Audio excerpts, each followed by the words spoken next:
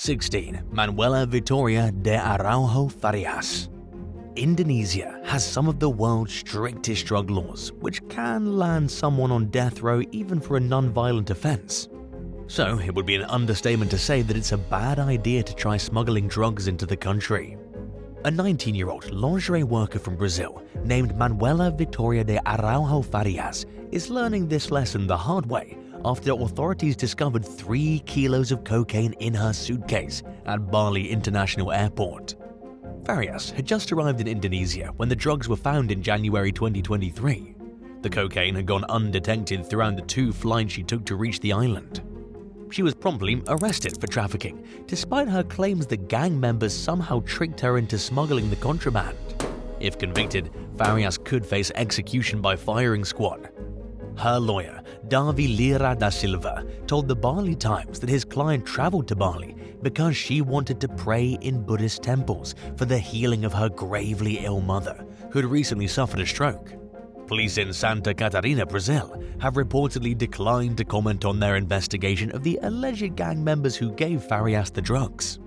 The arrest came shortly after a 52-year-old Australian surfer named Jeffrey Walton managed to avoid the death penalty for smuggling drugs into Indonesia.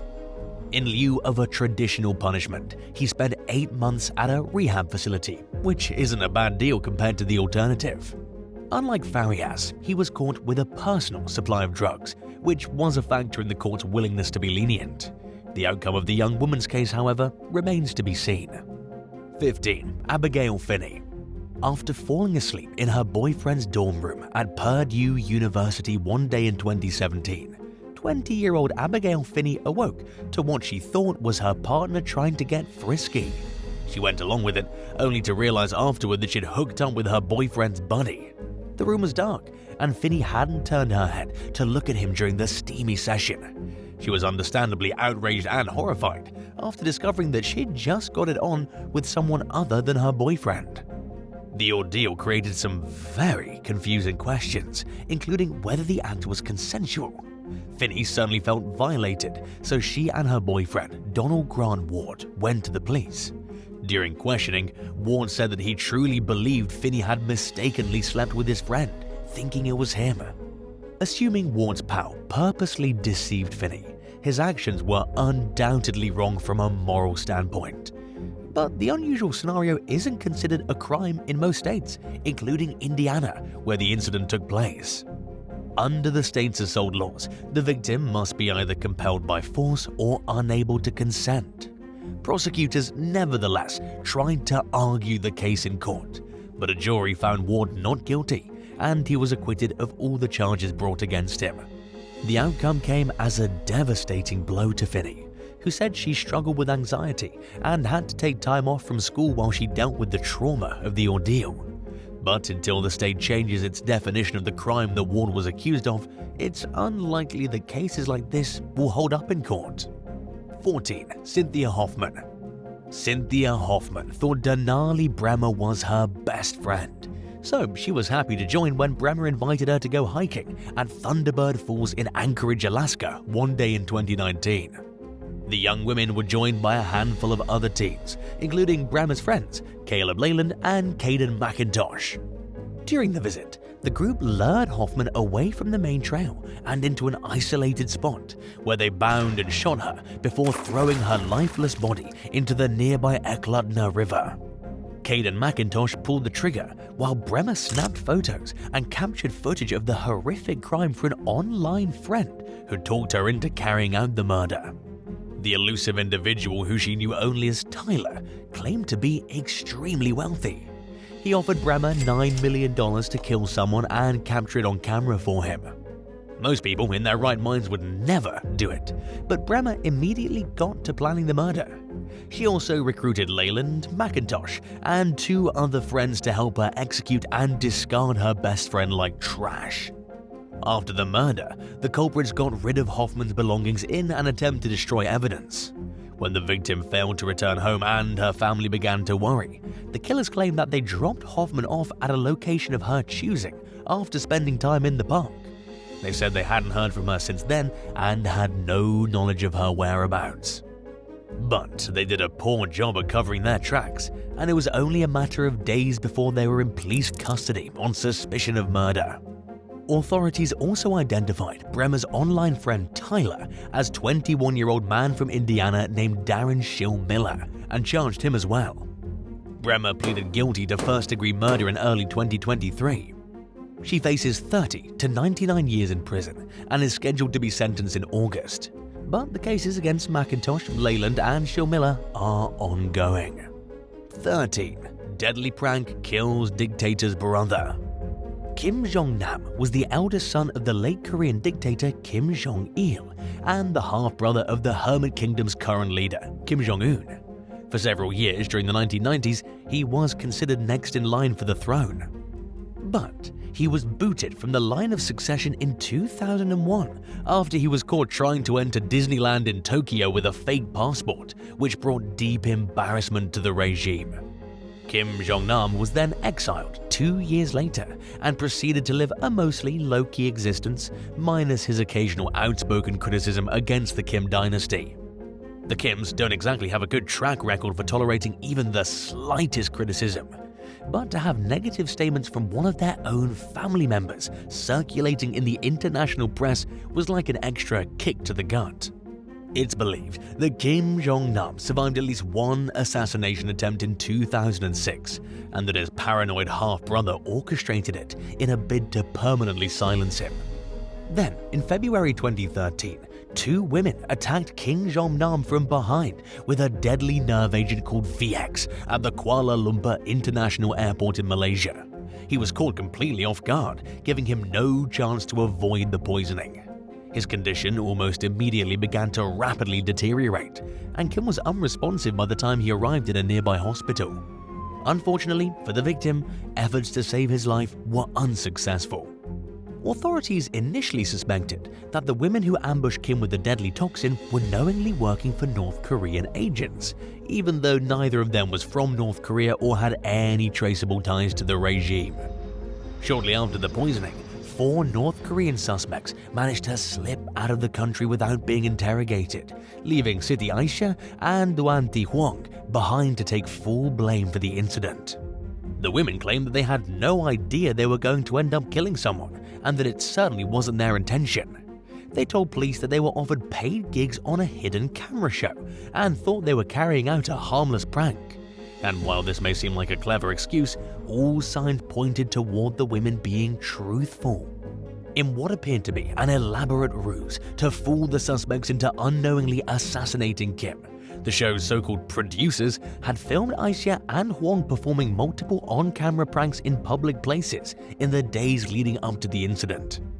It seemed to the women that they were filming a real TV show, and they had no reason to think that the people who hired them had sinister intentions. Aisha and Huang were initially charged with the murder, but the criminal charges against the pair were eventually dropped. 12. Nicholas Billingham.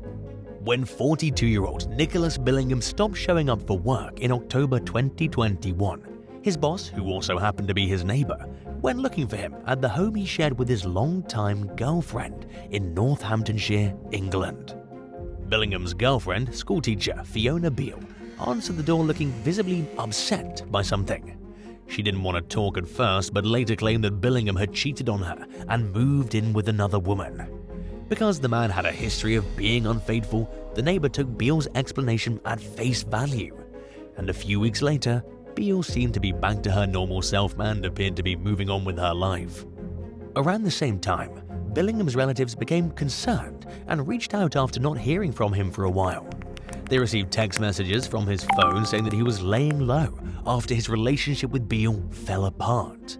Wanting to respect his space, they left the situation alone.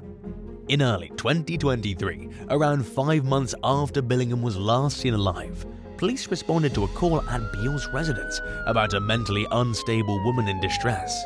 Responding officers came across Beale's diary, which appeared to contain a confession to murdering Billingham and burying him in her yard.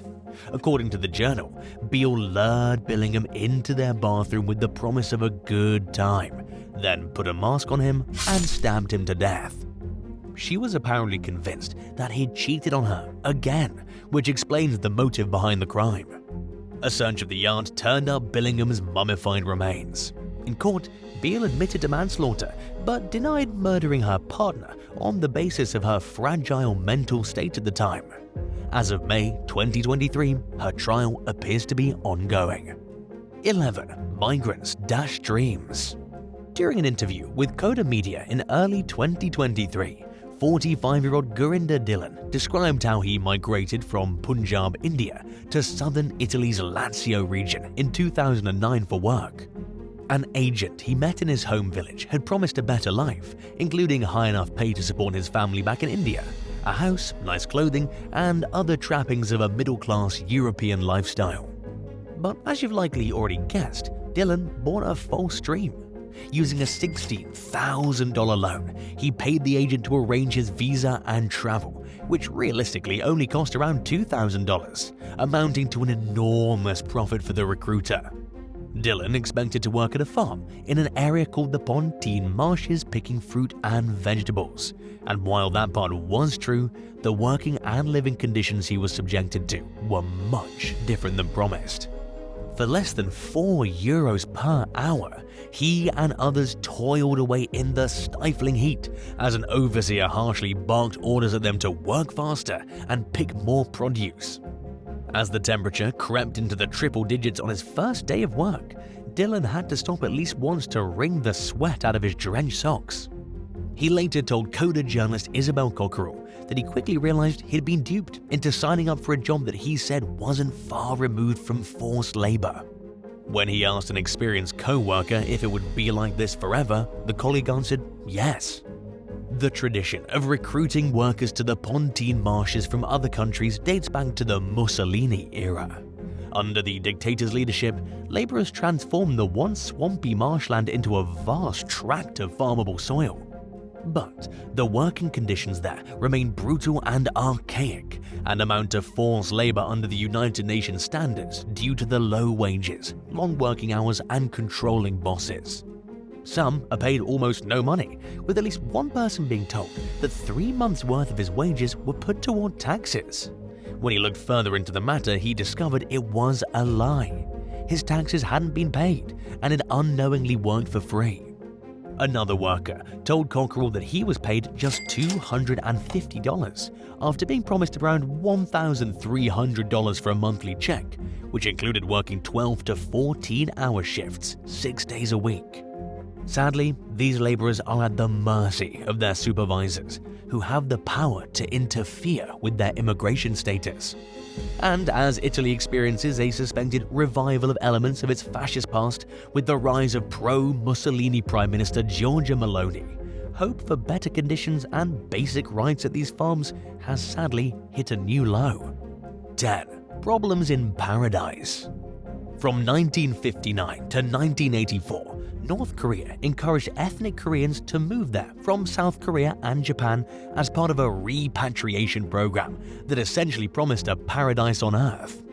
Designed to help compensate for the number of workers lost in the Korean War, it was carried out with the support of the Japanese government, which allowed the deceptive campaign to be promoted within the country and helped arrange transportation to North Korea. The program mainly targeted Koreans who were living in Japan, many of whom were forcibly relocated there and subjected to brutal working conditions. Lured by the prospect of jobs, education, free healthcare, and other benefits, around 93,000 people took advantage of the opportunity, only to discover that life in North Korea was nothing like it was cracked up to be. In addition to being assigned low-paying manual labor jobs, enduring egregious human rights violations, and being afforded little freedom, they unfortunately learned that leaving the country wasn't as easy as entering, and that the only way to do it was to escape the oppressive regime. People who are caught trying to escape North Korea are typically shot on sight, executed at a later date, or imprisoned at one of the regime's brutal labor camps, where they're essentially worked and starved to the brink of death. To deter citizens from trying to flee, North Korea authorities similarly punish the extended relatives and multiple generations of a family, even if they had nothing to do with a person's escape or attempted escape. In 2018, 5 of the estimated 150 people who managed to leave North Korea after entering the repatriation program filed a lawsuit in a Japanese court, accusing Pyongyang of illegal solicitation and detainment. They requested several $100,000 each in compensation, but their hopes were dashed in early 2023 when the court shot down the claims. Because the litigants entered the program between 1960 and 1972, their complaints had surpassed the 20-year statute of limitations. Moreover, the judge overseeing the case ruled that the Japanese court has no jurisdiction over the escapees' detainment in North Korea. The lawyer representing the plaintiffs, Genji Fukuda, said that his clients plan to appeal their cases. He also accused the judge of failing to address the matter head-on and stressed the importance of supporting the victims and holding Pyongyang accountable. The plaintiffs, who said that many of the people who took part in the program have died, continue to hold out hope, not only that their lawsuit will prevail, but that their relatives who haven't escaped will be rescued from North Korea. And while they know that Kim Jong-un most likely won't pay them anything, even if he's ordered to do so, a favorable verdict would set a precedent for future cases. 9. Rosanna Delgado. In April 2021, 37-year-old mother of 2 and rideshare driver Rosanna Delgado never came home after telling her husband, Yoni Castro, that she was about to pick up her last customer of the day. Castro attempted to find his wife by tracing her last known movements through her cell phone data. And when he discovered a bloody mask at one of the locations she'd been to earlier that day, he called the police. A week later, Rosanna's charred remains were found at a remote cabin 120 miles from the Atlanta area shopping mall that she was last seen alive at. It was her last stop after enduring days of brutal torture at the hands of an international drug gang. According to prosecutors, Rosanna was lured to the mall under the guise of a shopping trip. The captors then moved her to various locations over the next week before taking her to the cabin and murdering her. Authorities believe the gang members planned the abduction ahead of time. It's unclear whether Rosanna knew any of the suspects or if she knew the suspects' motives for kidnapping her. By the time any of the guilty party were identified, most of them had fled the area and some had even left the country. While 3 still remain at large, federal agents managed to track down and arrest most of the co-conspirators. In early 2022, a grand jury indicted 14 defendants on a laundry list of federal charges, including murder, kidnapping, concealing a death, aggravated battery, RICO violations, and more.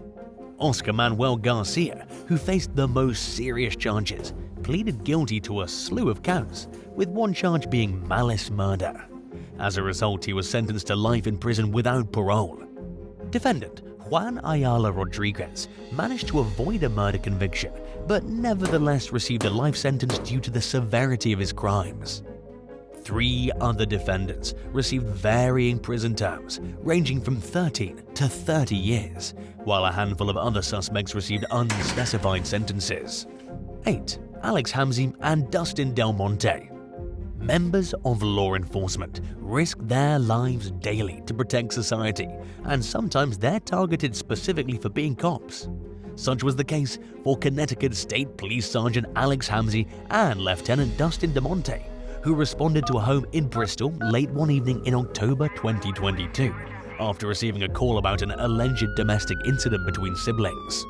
It sounded pretty routine, but after arriving on the scene, they were met with a deadly barrage of gunfire that claimed both their lives. A third responding officer, Alec Lorato, was injured but survived. Officer Lorato returned fire and killed the suspected shooter, 35-year-old Nicholas Brutcher, at the scene. His brother, 32-year-old Nathan Brutcher, survived with injuries and was released from the hospital a few days later. The Brutcher's neighbor, Danny Rodriguez, told CBS News that he heard dozens of gunshots at the home across the street, followed by a distraught female voice yelling, "You killed them." Shortly after the incident, authorities revealed that they believe Nicholas Brutcher placed a fake 911 call to lure the officers to the residence. 5 months later, in early 2023, questions still surrounded the senseless ambush. According to records obtained by local station WFSB, Brutcher lied in wait for the police to arrive, hiding behind some bushes in camouflage with an AR-15 in his hands, ready to fire at any moment. He reportedly shot more than 80 rounds at the officers, attacking them from behind when they were almost completely defenseless against the onslaught of bullets. Body cam footage showed that the police were ordering the brother, Nathan Brutcher, to exit the home with his hands up when the shooting began. Records haven't revealed who shot Nathan or if he was suspected of committing any crimes. But according to witnesses, the brothers were involved in a disturbance at a local bar earlier that night. The details of that incident, however, haven't been released to the public. The disturbing tragedy remains under investigation by the state police and the officer of the Inspector General. 7. Fake volunteer victimizes elderly Florida woman. A 91-year-old woman was watering her plants outside her home near Winter Park, Florida one evening in early 2023 when a white sedan pulled up. The senior citizen was approached by a woman claiming to be a YMCA volunteer who said she was there because the homeowner's backyard shared a property line with an abandoned YMCA facility. She said she needed access to the elderly woman's backyard so she could conduct a property assessment. The homeowner let the supposed volunteer into her yard and kept an eye on her for the next 20 to 30 minutes while she stood near the property line and took several phone calls. During the conversations, the woman could be heard discussing plans for the construction of a parking lot and to cut down a tree that was damaging the senior citizen's fence. It all sounded legit, according to the homeowner's daughter, Teresa Hood, who later told Click Orlando that the family had contacted the YMCA repeatedly in the past over code violations. After the representative left, the elderly woman realized that numerous valuables were missing from inside her home. Other valuable items were left untouched, causing Seminole County deputies to initially wonder if she'd simply misplaced the things that were missing. But a thorough search of the home turned up no sign of the belongings, and they ultimately concluded that the volunteer was a fake who lured the victim into her backyard so someone else could carry out the robbery unnoticed. A YMCA spokesperson told law enforcement that they hadn't sent a representative to the woman's home and that they planned to sell and demolish the property. Authorities said they were investigating the crime in hopes of identifying and arresting the suspects on burglary and grand theft charges. But at the moment, it's unclear whether the thieves are still at large. 6. Pensioner kidnapped in Perth. In early 2023, a 68-year-old retiree from China traveled to Australia to discuss a potential business opportunity with a 29-year-old man. He flew into Melbourne, where he met with his prospective partner, and the pair proceeded to fly to Western Australia together. From there, they drove to a house in Perth. But instead of entering a business agreement, like the man from China expected, he was held captive and tortured by the younger man and two accomplices, who were waiting at the home when they arrived. The kidnappers called the victim's relatives and demanded ransom payments in exchange for his release. But instead, the man's family contacted law enforcement. Police tracked the man's location to a short-term rental unit and bashed the door in, and after 2 days of enduring horrifying treatment, he was finally safe. Afterward, the victim was taken to the hospital with multiple injuries. In addition to the 29-year-old suspect, two men aged 31 and 37 were arrested in connection with the alleged extortion plan. They remain in custody amid their ongoing cases, and their identities remain concealed for the time being in accordance with Australian law. 5. Alexander Litvinenko. While working for Russia's Federal Security Service in the late 1990s, Alexander Litvinenko spoke out against acts of corruption that he claimed to have witnessed firsthand. He publicly accused high-ranking law enforcement officials of having ties to organized crime groups, plotting the assassination of a wealthy oligarch, and ordering him to kill government spies. After realizing there was no way to escape the crookedness of the Russian state as long as he remained in the country, especially as a government employee, Litvinenko packed up his family in 2000 and fled to London, where they were granted asylum. Over the next handful of years, he became even more outspoken against corruption, writing 2 books filled with scathing allegations against Moscow. In October 2006, Litvinenko accused Vladimir Putin of ordering the assassination of journalist Anna Politkovskaya, who was murdered at her apartment building after she refused orders to stop reporting on topics that the Russian government disapproved of. Of course, the country's officials denied any involvement in the crime, which remains unsolved to this day. But many people believe that state officials had something to do with it, since they had reasons for wanting to permanently silence Politkovskaya. Litvinenko could have taken the murder as a sign to perhaps tone down his own activism for a while, but he remained as vocal as ever. Less than a month after Politkovskaya's death, and roughly a week before he was slated to testify about clandestine Russian activities in front of a Spanish court, he met with former KGB agents Andrei Lugovoy and Dmitry Kovtun at a hotel in London for tea. He suddenly fell seriously ill shortly afterward, and his condition deteriorated rapidly. 2 days later, Litvinenko was checked into intensive care. Doctors were powerless to help him as they struggled to figure out what was even wrong with him. All his hair started to fall out, he was vomiting violently and suffering from explosive diarrhea, and his mouth became filled with blisters. Soon enough, his organs began to shut down. With Litvinenko's help, doctors eventually discovered that he was completely riddled with an extremely toxic and highly radioactive chemical called polonium. During the meeting with the KGB agents, he unknowingly drank poisoned tea at the urging of his hosts. It was cold, so Litvinenko only took a few sips out of politeness, but that was all it took to fatally poison him. Law enforcement then discovered terrifyingly high amounts of polonium in the sink drain of Lugovoy and Kovtun's hotel room. Litvinenko accused Vladimir Putin of directly ordering the hit, while his wife similarly suggested that Moscow orchestrated the assassination. British authorities seemed to agree, with one Scotland Yard official saying that the only credible explanation for the poisoning is that Russian officials were involved in one way or another.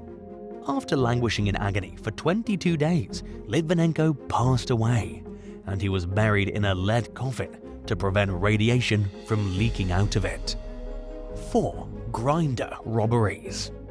There have been multiple headlining cases in recent years involving violent attacks and robberies on victims who were targeted through dating apps.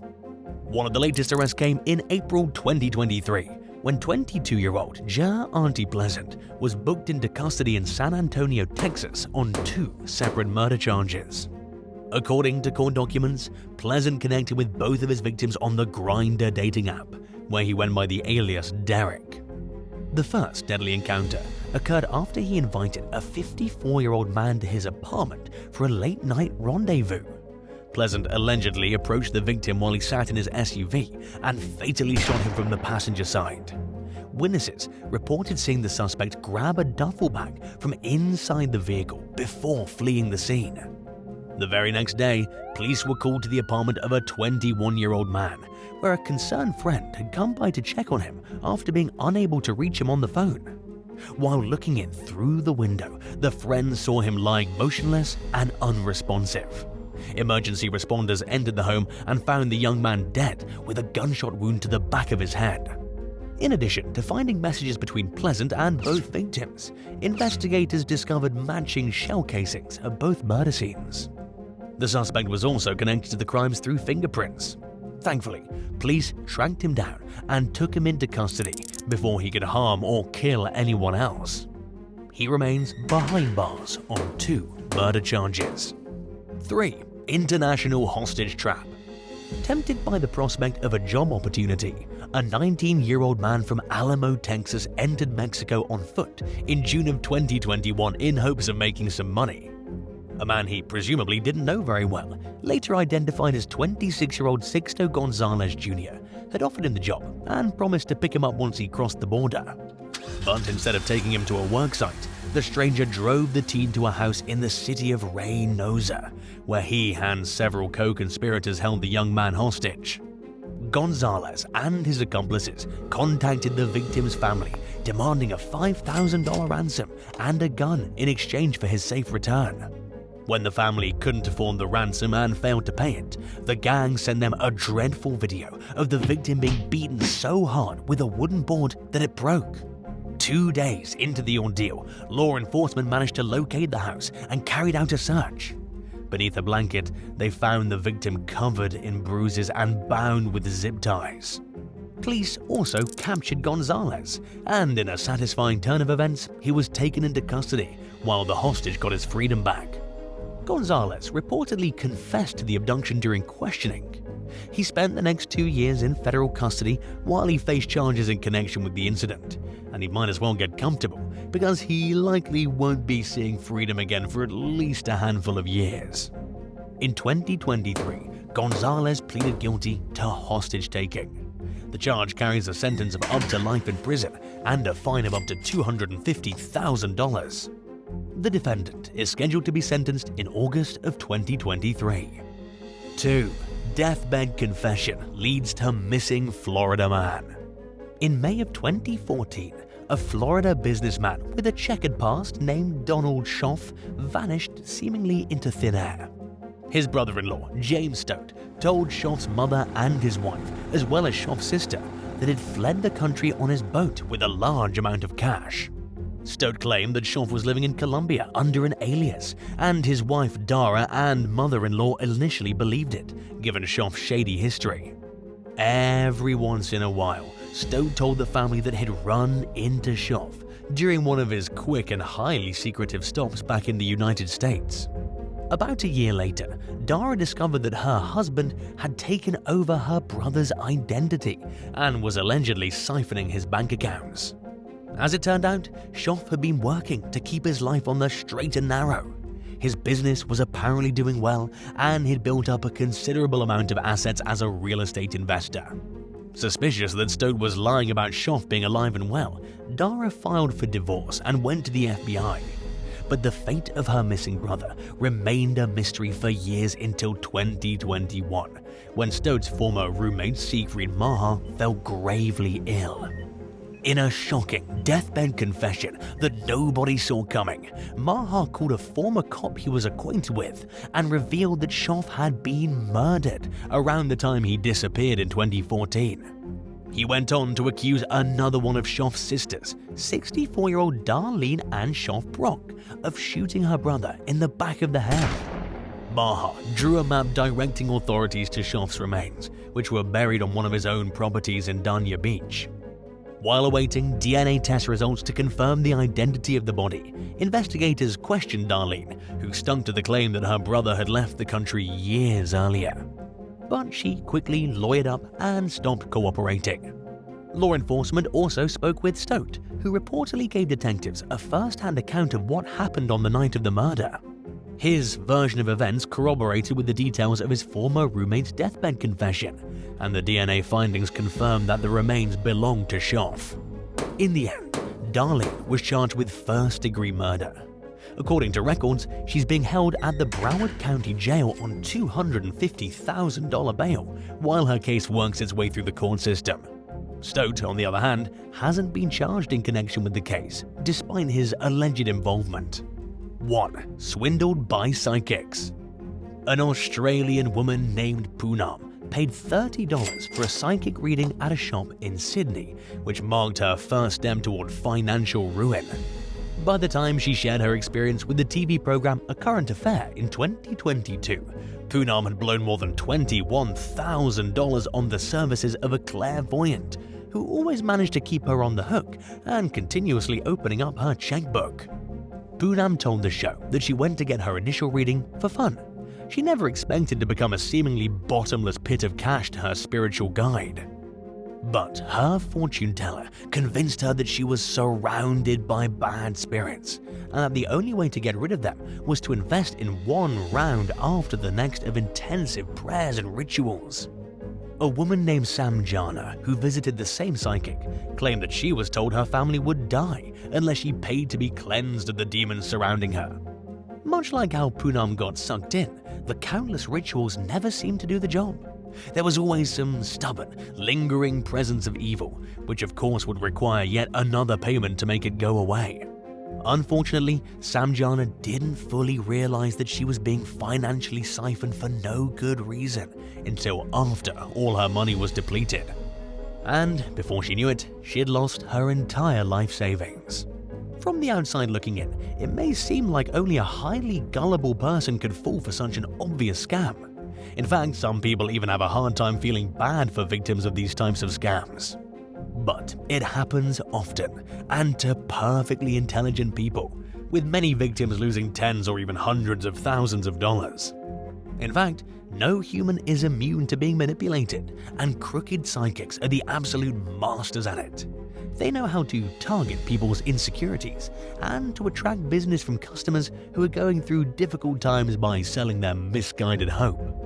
In recent years, the number of Australians being swindled by greedy fortune tellers has reportedly skyrocketed, causing deepening concerns among the country's scam watchdog groups as customers desperate for guidance and answers are bled completely dry.